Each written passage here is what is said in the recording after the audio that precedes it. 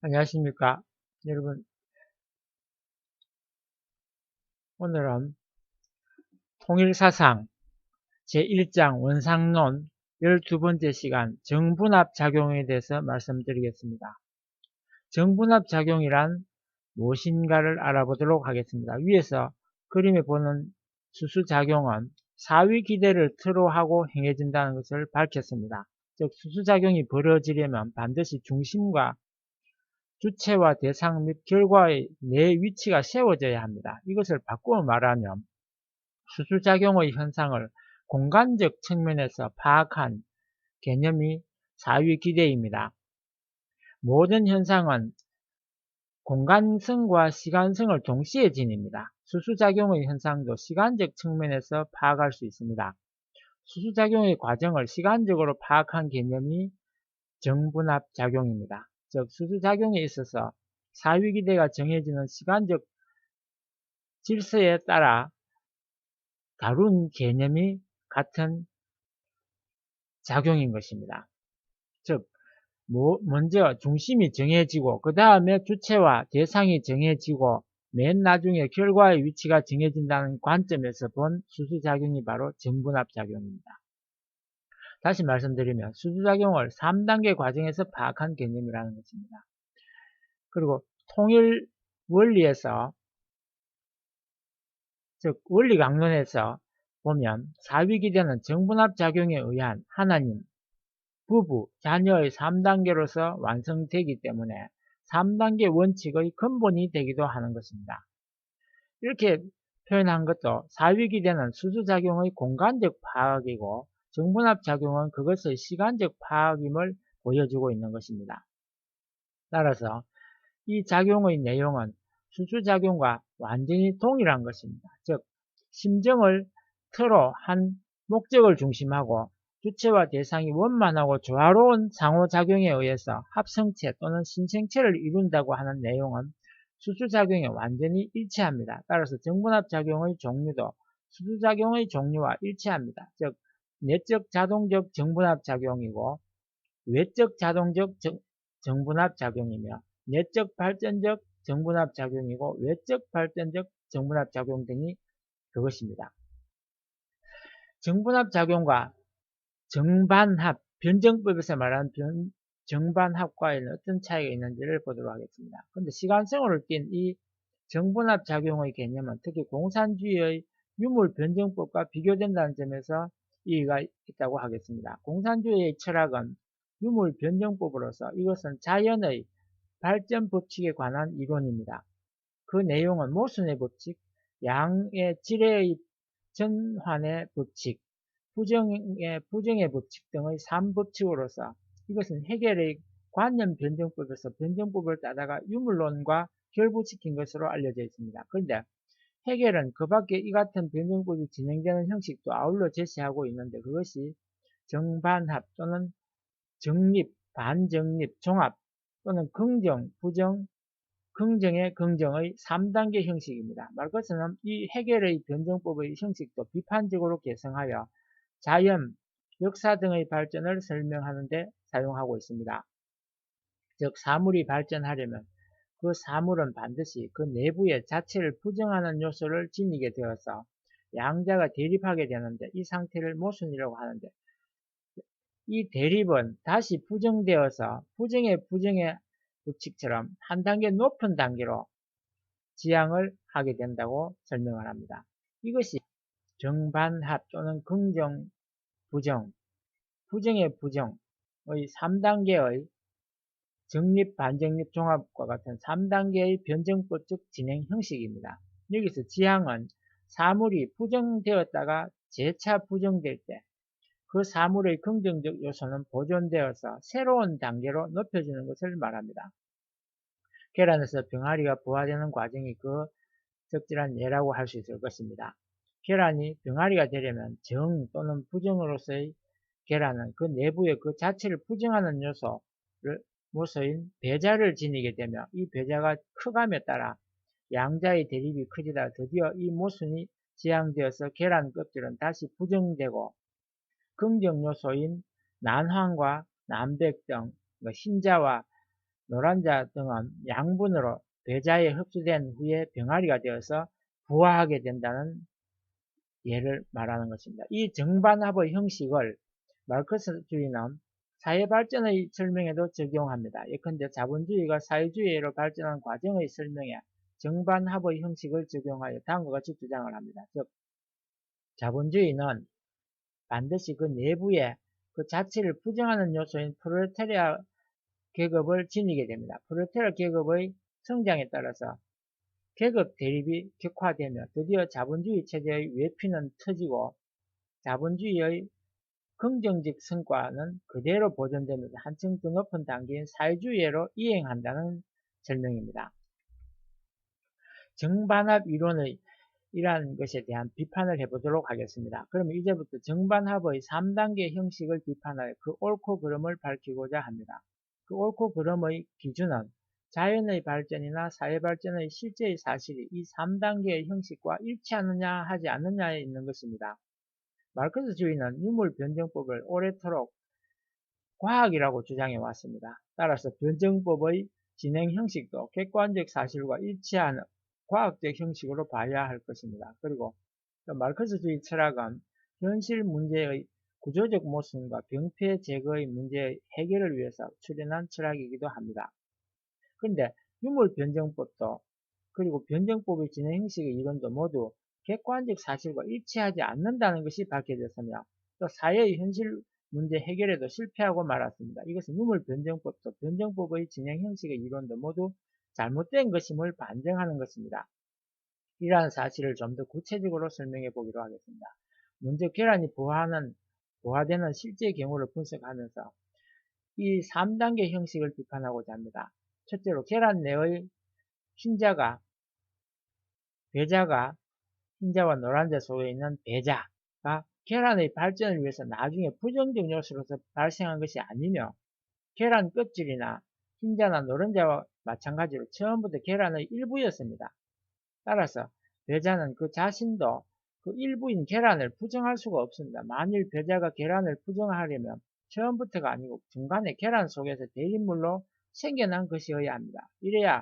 그래야만 정반합의 본뜻에 부합됩니다. 그러나 배자는 실제에 있어서는 처음부터 계란의 일부였던 것입니다. 둘째는 흰자나 노란자 등이 배자의 양분으로서 보존되는 것은 분명히 긍정임에도 불구하고 부정으로 다룬 것은 사리에 맞지 않는 억지 주장이며 셋째로 계란 껍질이 부화되는 순간 즉 부정된 뒤에 배자가 새로운 단계인 병아리가 되는 것이 아니라 사실은 이미 다 된 병아리가 그 자신의 부리로 쪼아서 껍질을 부수고 나오는 것입니다. 이것으로 계란의 부화의 실제의 경우가 변정법적 발전의 3단계 형식에 맞지 않음을 알 수 있습니다. 다음은 사회발전에 적용한 3단계 발전 이론을 비판하고자 합니다. 자본주의가 프롤레타리아 계급의 대립 모순에 의해서 한층 더 높은 단계인 사회주의로 이행되며 이때 자본주의의 성과가 그대로 보존된다고 한 것은 실제의 역사적 사실과 맞지 않습니다.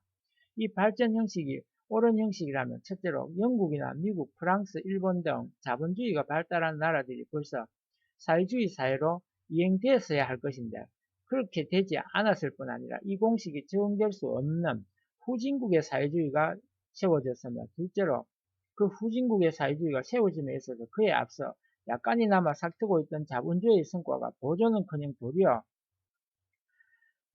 쇠퇴를 하게 됨으로써 경제가 후퇴되는 결과가 되고 말았습니다.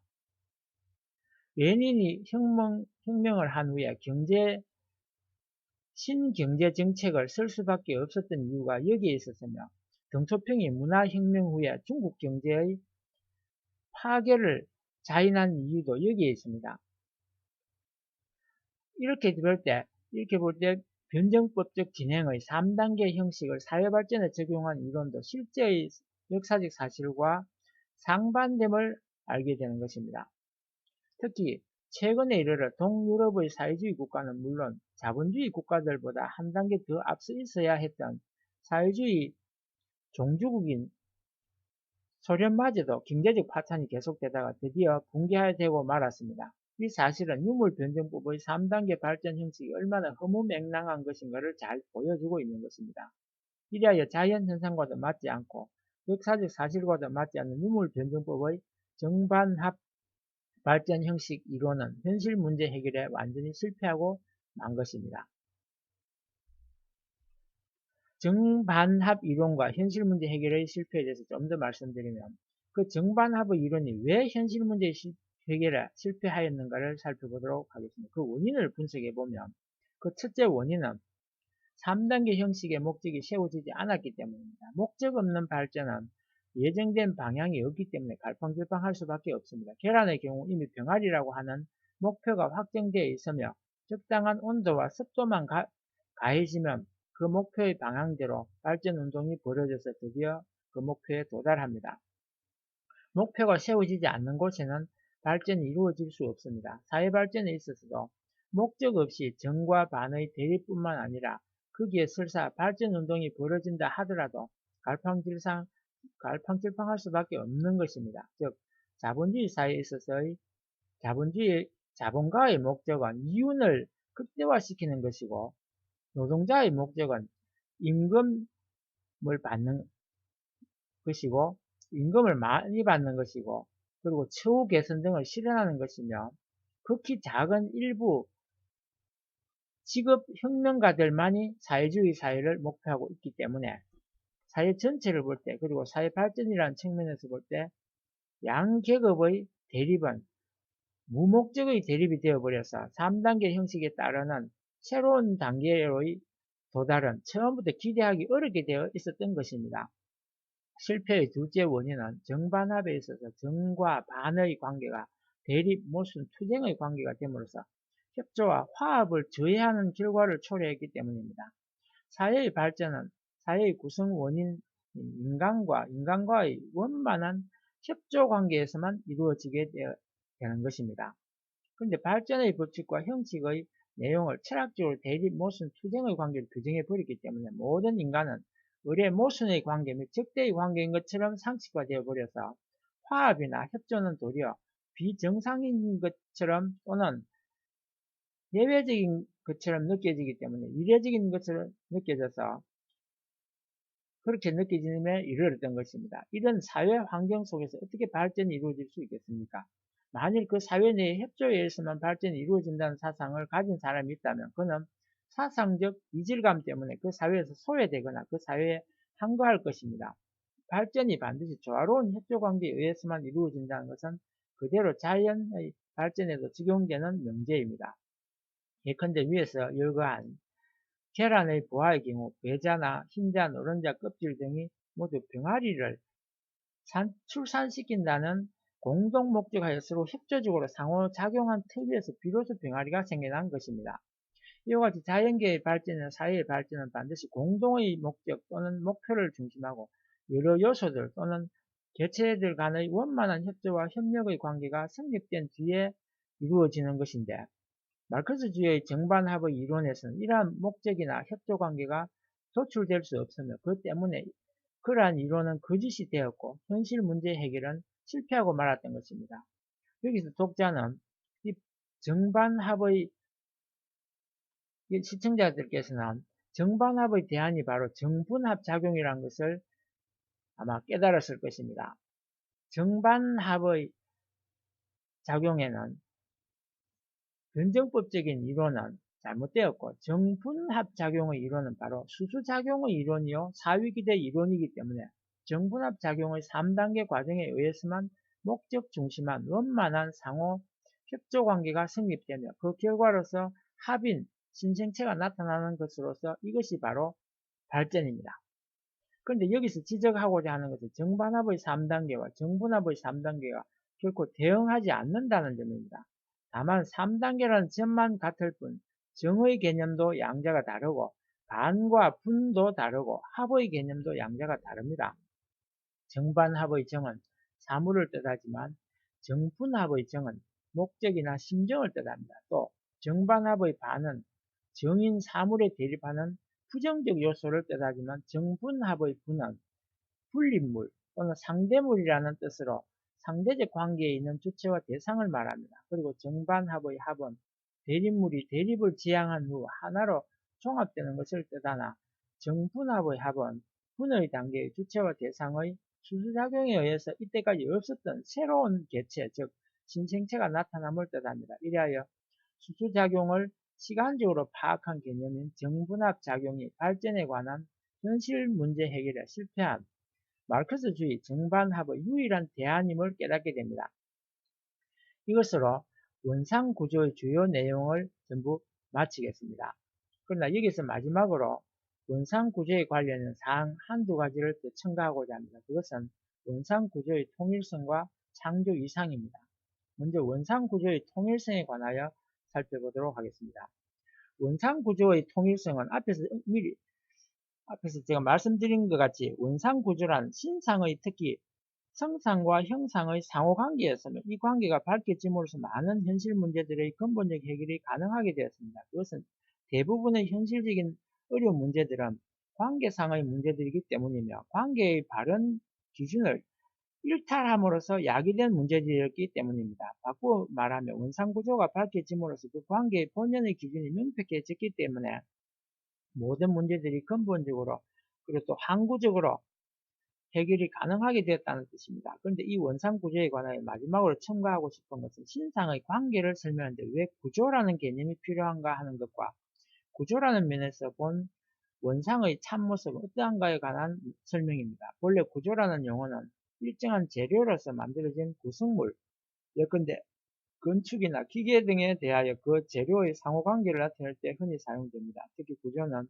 유형물의 구성을 분석, 연구할 때 자주 쓰입니다. 즉 인체 구조나 사회 구조, 경제 구조, 분자 구조, 원자 구조 등이 그 예로서 사물을 분석, 연구하는 데 있어서 구조의 개념이 필요할 때가 많습니다. 이러한 측면을 확대 적용하여 의식이나 정신 등 무형적 요소를 존재를 분석하는 데도 쓰여질 수 있을 것입니다. 실제로 의식구조니 정신구조니 하는 용어가 쓰여지고 있음을 우리는 알고 있습니다.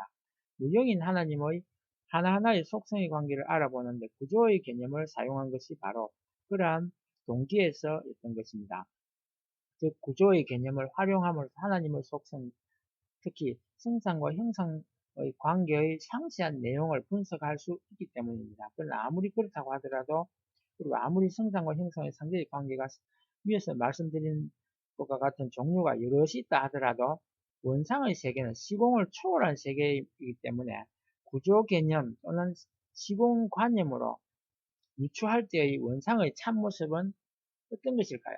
그것은 한마디로 통일성이라고 밖에 표현할 길이 없습니다. 공간이 없기 때문에 위치가 없으면 따라서 전후 좌우가 없고 상하가 없으면 내와 외가 없고 넓고 좁음이 없으며 원근이 없고 삼각형 사각형의 공간도 없습니다. 무한대와 무한소와 소가 같은 세계이며 모든 공간이 한 점에 모두 중첩되어 있는 다중첩의 세계입니다.